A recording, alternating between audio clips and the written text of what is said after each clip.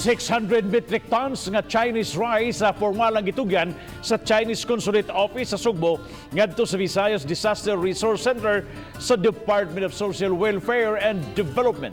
Si Nico Serino sa report.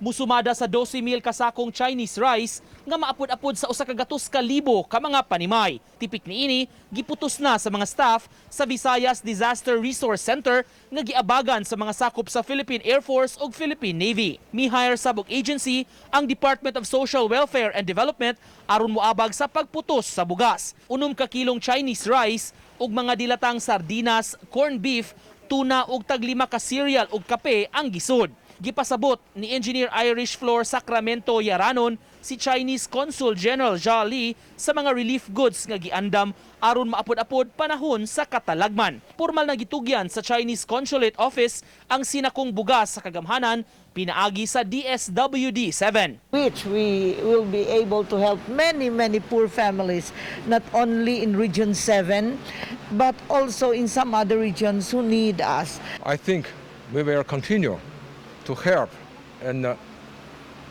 donate another materials.